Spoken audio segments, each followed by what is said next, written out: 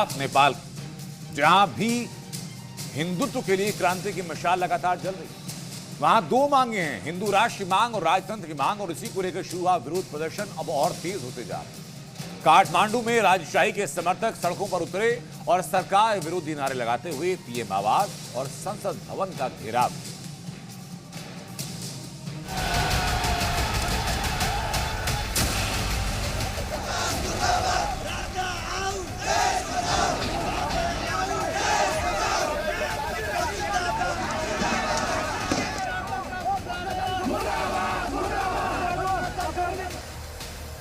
नेपाल में हिंदू राष्ट्र के लिए क्रांति की मशाल।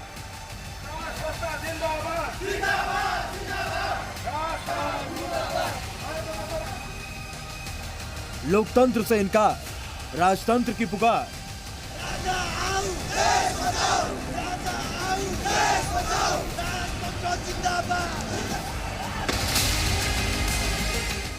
नेपाल की राजधानी काठमांडू में इन दिनों हर तरफ पूर्व नरेश ज्ञानेंद्र शाह का नाम गूंज रहा है। एक बार फिर से नेपाल में राजतंत्र की मांग को लेकर लोग सड़कों पर उतर आए हैं।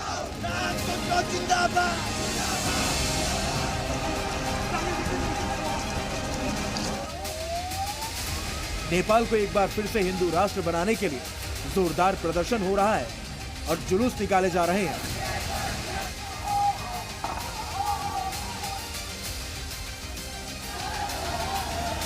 दिन हो या रात, नेपाल में राजशाही समर्थकों का प्रदर्शन तेज होता जा रहा है। आरपीपी यानी राष्ट्रीय प्रजातंत्र पार्टी के नेता और सैकड़ों कार्यकर्ता एक बार फिर से नेपाल में राजतंत्र और हिंदू राष्ट्र घोषित करने की मांग को लेकर काठमांडू में सड़कों पर उतर आए हैं और जोरदार प्रदर्शन किया।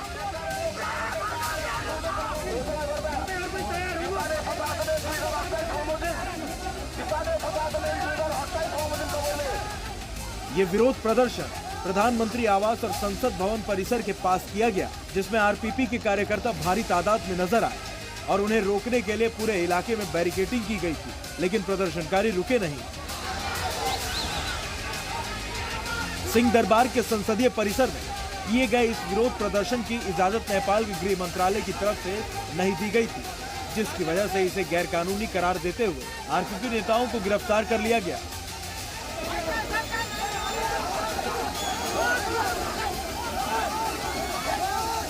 आरपीपी नेताओं की गिरफ्तारी के विरोध में गुस्साए कार्यकर्ताओं ने मशाल जुलूस निकाला, जिससे कई इलाकों में हालात बेकाबू हो गए और उसे संभालने के दौरान प्रदर्शनकारियों से पुलिस वालों की झड़प हो गई।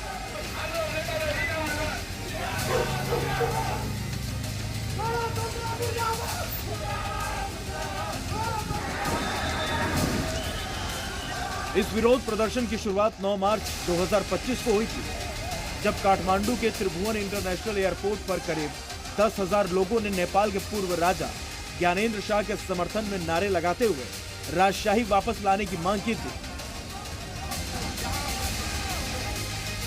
इससे पहले 2008 में नेपाल एक लोकतांत्रिक गणराज्य बना था। उसके बाद अब तक 17 सालों में 14 सरकारें बन चुकी हैं, लेकिन किसी भी सरकार ने अपने 5 साल का कार्यकाल पूरा नहीं किया है। ऐसे में राजशाही की मांग दोबारा उठने के पीछे कई वजहें बताई जा रही हैं।